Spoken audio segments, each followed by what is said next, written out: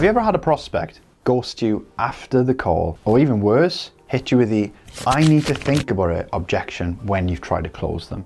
Now, if so, you have probably missed these huge red flags before you've even gone on the call. Now, in this video, I'm going to show you exactly what those red flags look like and how you can prevent spending time on calls with time wasters and people who are never going to buy, which is ultimately going to hold you back from hitting 10, 20, 30, all the way up to 100k cash collected months inside your business. And ultimately, if you want to attract and close those dream clients and paid in fulls, you're gonna have to spot the signs before you get on the call. And to be fair, a large majority of the reasoning behind why you're facing objections and hurdles and smoke screens and everything that stops a sale from going forward is because you have not recognized these 11 red flags that I'm going to show you. And by the way, if number 5, 9, or 11 come up, then you need to jump ship immediately. Now, I just want to say that if a prospect displays any of these behaviors, it doesn't necessarily mean that they are not going to close. What it does mean is that it makes your job a lot harder, and it does decrease the likelihood of them becoming a client. For me personally, I've made 3 groups of red flags that I use to identify prospects with. Now, you've got framing red flags, you've got urgency red flags, and you've got value red flags. Now, urgency red flags are when prospects don't really show any desire or urgency to start working towards or start accomplishing a certain goal. Now, these are people who are quite happy to sit in the pain that they're in, and typically they are the ones that throw you the "I need to think about it" or "I need to check my finances" objection at the end of a sales call. Value red flags are when prospects don't really show any value perception of what you do or your service. These are typically people who say that they need to check their finances or that they can't afford whatever it is that you're selling. And then last but not least, we've got framing red flags. Now, basically, framing red flags are when a prospect doesn't really respect you, doesn't really see you as an authority, and doesn't really have time for you. Now, these are normally prospects that are either flaky, short, they don't reply, they normally don't get on calls, they normally ghost you, they normally need to think about it if they need to have a call. And sometimes what they actually say is they display themselves through saying, "Oh, I'm too busy for a call," or "I know what I need to do, but I just need to do it." Those prospects, realistically, personally, I would not get on a call with them, and I wouldn't spend time actually interacting with them, because it's just going to be quite egotistical, it's going to annoy you, you're going to feel frustrated, and you're not really going to get anywhere, progress, or even get a sale. Okay, so red flag number 1. This is when a prospect will call you hun, bro, G, mate in the DM. Now, me personally, I am not in the DMs to have friendly conversations. I'm in the DMs to nurture relationships, build relationships, provide value, and ultimately get business. And I know that obviously you are a high achiever that wants to work with people that respect you, people who value you, people who see you as an authority, and not people who call you bro or G or hun or love or mate or any of the things that you'd probably call your schoolyard friends. And think about yourself for a second. Do you talk to your mentor, your coach, your accountant, whoever provides a service to you in this way? You're probably not calling them mate, bro, honey, G, love. You're not, because they have status and you respect them. So ultimately, that's a very big red flag if a prospect is calling you these things in the DMs, because it shows me and it shows you that you don't have status, they don't respect you, and they're probably going to be a waste of time. And ultimately, this is going to kill your deals because they don't have any respect for you. They don't have any respect for you as a person, you as a professional, your service, your product, and chances are they're not going to have any respect for themselves to invest in your service. Okay, so red flag number 2 and 3 are quite closely linked. And it's when a prospect will either, number 1, take days to reply, or number 2, they will reply, but they'll give you really short and dry answers. Now, we all know that people are busy. Everyone has a life, everyone has things going on, and it would be very arrogant of you to think that people don't. However, if people have a genuine interest in solving a problem, they are going to have enthusiasm around solving that problem. If they just don't feel like they really want to talk to you, of course they're going to give you short replies and blunt replies and take ages to reply. But ultimately, a lack of a prospect replying and opening up in a conversation shows us two things. Number one, it tells us that the prospects are unengaged with you, which ultimately is going to lead to them probably ghosting you, but definitely giving you 1 to 3 word replies to your questions. And ultimately, they don't respect you, they don't value you, they don't value your service, and they're definitely not going to invest in you. And number two, it tells us that this prospect is probably going to be a waste of time, energy, and effort. At the end of the day, we both know that you have far too much respect for yourself to go chasing prospects to the end of the earth just to get a reply, just to get 3 words maximum. And we both know that that just isn't you. You want to spend more time engaging with prospects that actually care, actually respect, and actually value what you have to give to the world. Now, prospects that are really dry and take ages to reply probably are not going to ever get to the point of a call. But if they do, you'll likely offer them the call, then they'll either ghost you or they'll say that they need to get back to you. Okay, so those are some conversational framing red flags. I'm going to move on to the red flags for urgency and some red flags around value perception. Okay, so red flag number 4 is quite a common one that I've personally had a lot of experience with. And this is when I've been in the DMs for other clients and a lot of their audience have turned around and said that they just don't have the motivation to do whatever they need to do to lose weight, gain muscle, whatever the goal is at the time. I've had hundreds of conversations with prospects who have said the exact same thing. And the common theme is that these prospects love to talk.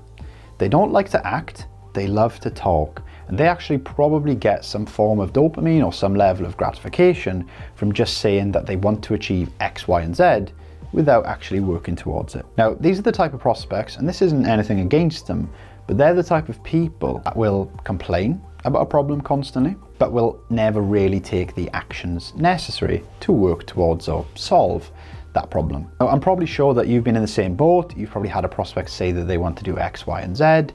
They've ignored you, the conversation's gone dead, you followed back up with them, and you ask them sort of how they've been getting on with whatever it is that they said they want to do, and they've messaged you back and they've said, oh, it's been 6 months and I haven't really done anything.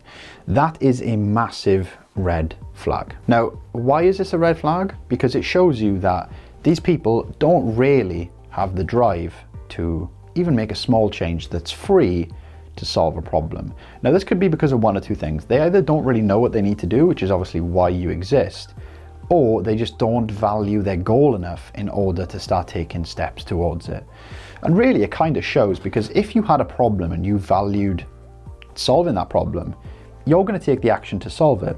But if someone doesn't take the action, then that tells you more than their words could ever say. Now, when a prospect says that they don't have the motivation, there's 1 of 2 things that you can do. You can either leave them with some free value, some resources, just to obviously accrue goodwill and keep yourself having a positive reputation. Or you can question and challenge that person on what's the source of this lack of motivation is, what the source of the inaction is. If it's a case that they don't have the knowledge or the systems or the step-by-step approaches to take to change, then that's obviously where you shine, and that's where you can obviously open the conversation up.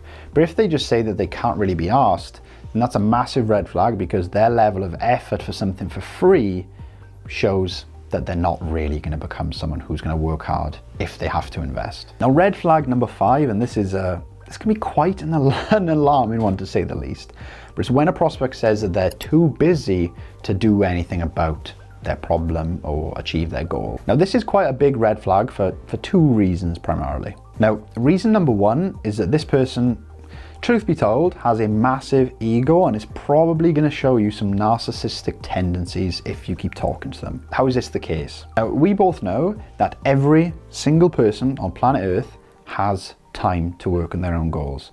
And as Molly-Mae said, we all have the same 24 hours in a day, which is kind of true to some extent. And ultimately, we both know that when a prospect says they don't have time, it's just them having the ego and using it as a bit of a cop-out excuse as to not working towards whatever it is they say that they want to work towards. And ultimately, a really good viewpoint to look at this from is, if they have time to not work towards their goals, then they definitely have the time to work towards their goals.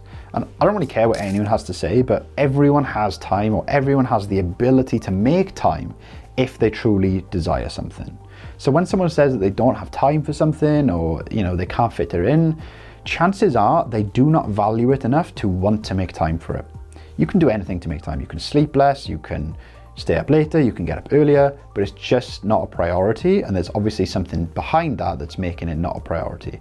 You can either find that out, or you can just leave it alone, because this prospect is probably going to be more trouble than they're worth. And if they're saying they don't have time to work towards their goals, then they're probably going to say they don't have time for an actual call to help them work towards their goals. Now, leading on from reason number one, reason number two is that they probably do not value their goal or whatever it is that they said enough to work towards it.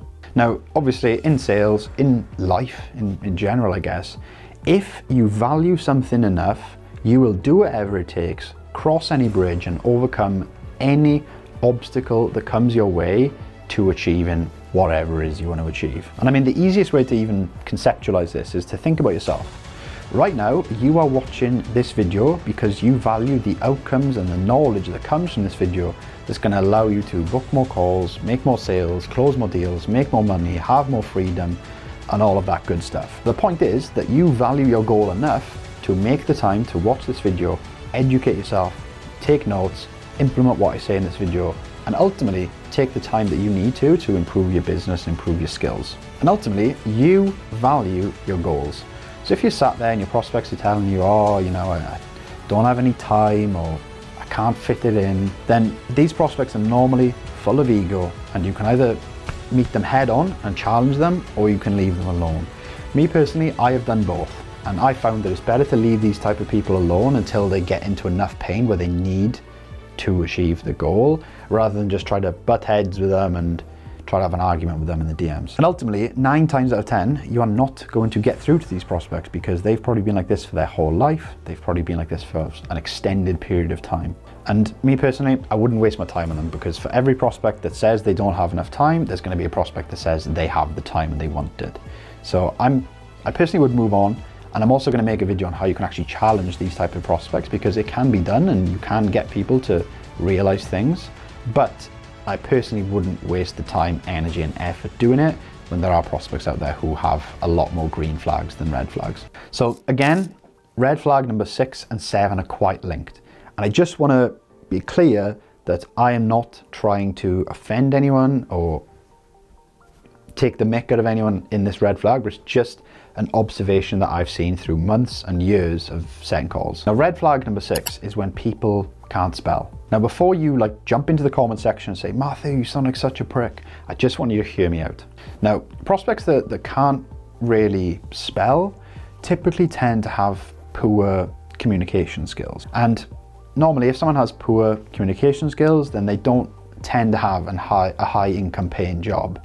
And typically they tend to be quite financially irresponsible.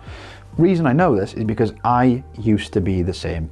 I used to be sort of very poor at communicating myself. I used to be very poor at managing my money, and I typically used to have nothing to my name, no money to invest in myself, no money to improve myself, and ultimately everything was cause and effect. Poor communication skills, poor financial responsibility, poor income, poor job. You get the picture. And ultimately, people who are in low income jobs are not going to have the money to invest in yourself. I actually used to work in a hotel when I was 16, and I used to get paid £4, 5 pence an hour. Now, obviously I was 16, so I wasn't going to get paid a lot, but think about it. I was working in a low income job, £4, 5 pence an hour. Would I have the money to invest into a course? No. Would I have the money to invest into a coach, a mentor? No, I wouldn't, because I had a low paying job, because I didn't have many options. Now, if you actually pre-qualify someone correctly, you're going to find out their job and what they actually do for work, which is going to give you a solid foundation on whether this is a green flag or a red flag. Now, some people choose not to really pay attention to their spelling, their grammar on social media, and it doesn't always mean that they're going to have a low income job, but generally, the more people I've seen with poorer spelling normally leads to them having a low income job, which means that they aren't in a position to invest. Now, I'm not trying to sound harsh, I'm just pointing out and showing some observations that I've personally made when I've been working with or for clients, trying to set them calls, close them deals. Okay, and red flag number 8. This is obviously going to be another financial one, and it's kind of linked to the last one. But it's when prospects say that certain things like gym memberships, food, or anything that's involved with them working towards their goal is expensive. And really, if they're saying this, it does signal that they have not much disposable income to invest in themselves. Now, if you're in the DMs and you're obviously prospecting, you're asking questions, you're discovering, you're qualifying, and you start asking questions to the prospect and they start to tell you that like the gym is expensive, healthy food's expensive, supplements are expensive, they're always going to be cheaper than your coaching service.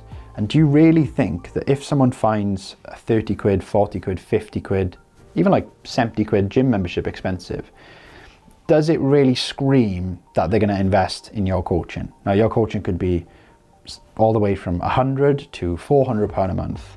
But if people are complaining or sort of making a thing out of the gym membership, the healthy food being expensive, are they really going to invest into your coaching, which is a lot more premium than what they're currently investing into? Probably not. And also, it ties into the sort of urgency sort of red flags, because ask yourself, would your dream prospect, a person who is your ideal client, would they be the type of person that says things are expensive and moans, or would they just be willing to invest in whatever they need to invest in order to get the result that they feel like they need? Now, you obviously know the answer to this, and if you're ever in the DMs and you're having a conversation with a prospect and they start sort of showing you this red flag, what I would personally do is just leave them with value, leave them with a tool, a guide, a resource, and I would probably move on. Because if you continue speaking to this prospect and you get them on a call, just to get someone on a call, they're either going to ask for your prices before the call and they're going to be very persistent about knowing the price, or if you somehow do manage to skate around that and get them on a call, what's going to happen is they are probably not going to be able to afford to invest and you're going to have wasted a considerable amount of time. Okay, and speaking of price, this is red flag number 9. Now, this is the type of person I like to call a price persister. Now, it's kind of in the name. This is when someone just continually persists about knowing the price. Now, from a consumer standpoint, I kind of understand this, because if I was looking to invest in something, then I would want to find out how much it costs, what the investment would be. But I wouldn't persist about knowing the price before I even know, how it helps and things like that. You got to ask yourself, right, when people ask you the price, are they asking you just for information and the price is what they feel like they want to know, or do they just want to know the price?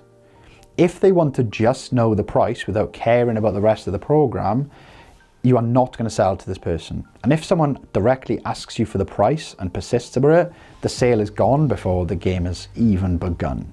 9 times out of 10. Of course, there are exceptions to the rule, but this is generally what happens. Before we get further into this red flag, I just want to make you aware of something that's called the buyer's pyramid. Now, you might have heard of this before, you might not have heard of this before. Now, this is basically a pyramid of where someone is in the sales process. You've got the top of the pyramid, which is people who are ready to buy, and there's 5 stages that ultimately lead to prospects who are never going to buy from you. Now, the ready to buy stage normally consists of about 3% of your prospects. Then the stage underneath that is called open to buying, and it normally contains about 7% of your prospects. Then you've got the stage underneath that, which is not thinking about it, which generally consists of about 30% of your prospects. Then you've got the stage below that, which is the don't think they're interested camp, and that's about 30% of your prospects. And then you've got the stage below that, which is the no, they're not interested group of prospects. And that consists of about 30% of your audience or your prospects. Let's take you, for example. You're watching this on my YouTube. You might have seen 1, 2, 10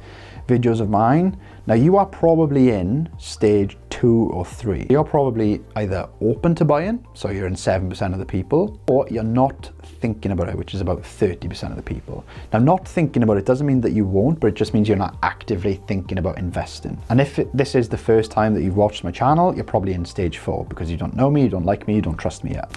Now, my question to you is, where do you think that the prospect who continually asks the price is in this pyramid? Are they at stage 1, stage 2, stage 3, stage 4? Now, me personally, I'm going to put this prospect in stage 4 because what they're doing is known as window shopping.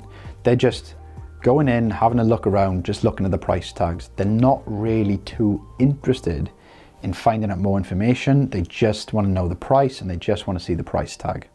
Now obviously a prospect asking the price is perfectly normal and it's a very human thing to do, but it becomes a red flag when they continually ask the price, they don't acknowledge or answer your questions, and they just literally just ask for the price and they will not stop.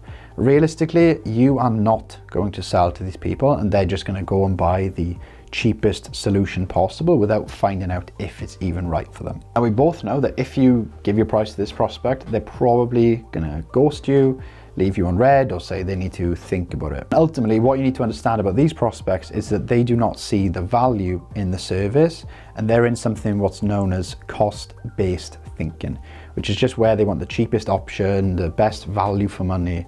What we want to do, ideally, in an ideal world, is take these prospects out of cost-based thinking and put them into results-based thinking.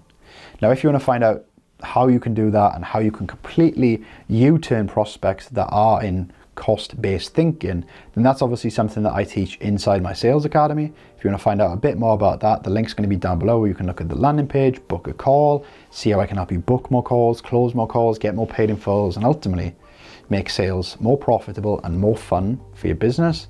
If you want to find out more, the link's down below. But moving swiftly on to red flag number 10. Now this red flag is quite a particular example that's related to fat loss.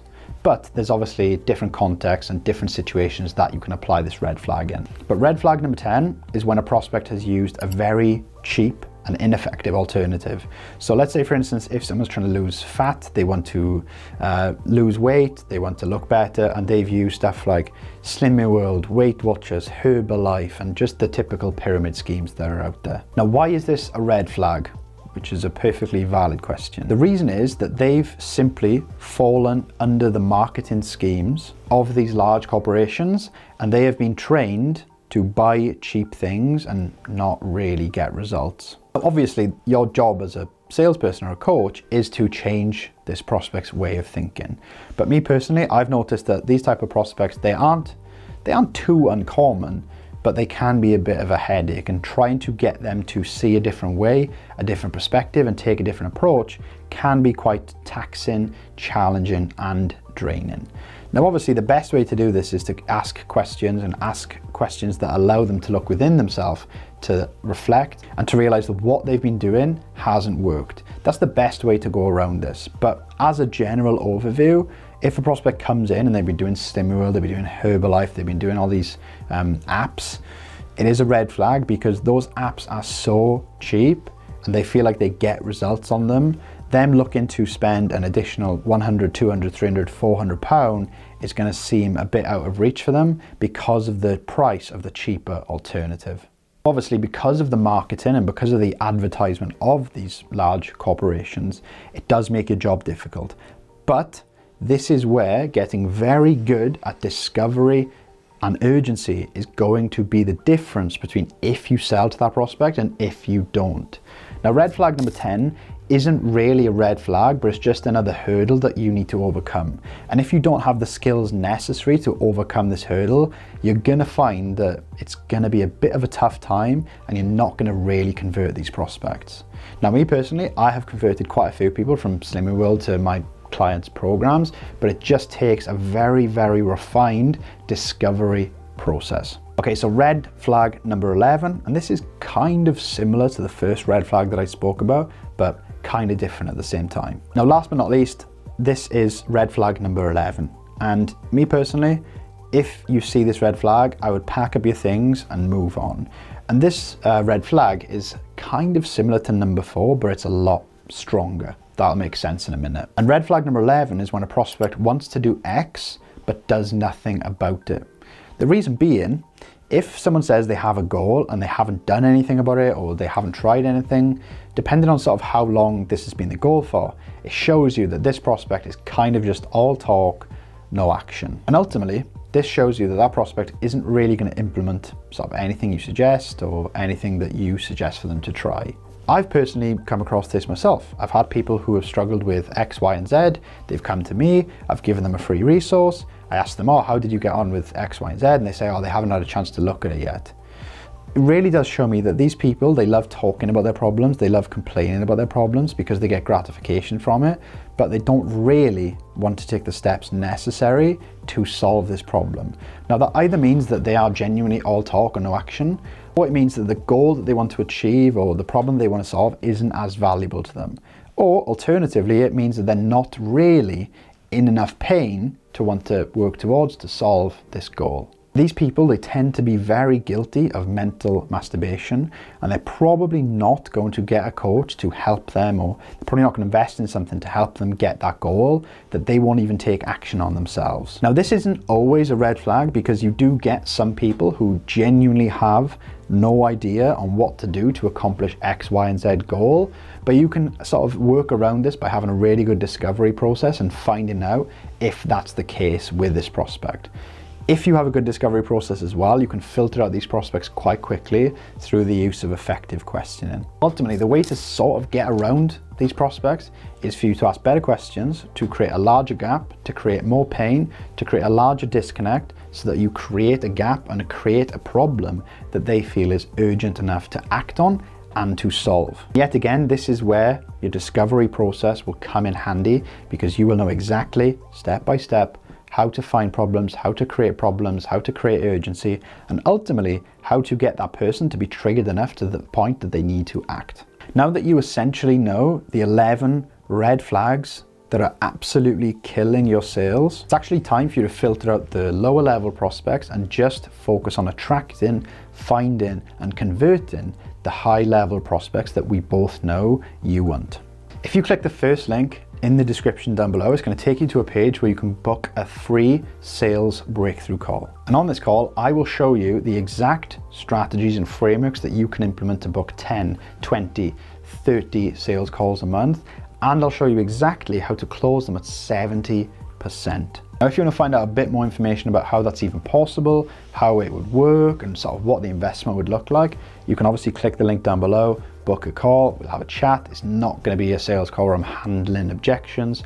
I can help you. If you want my help, cool. If you don't want my help, then please feel free to take advantage of all the free content. I'll catch you in the next video. See you next time.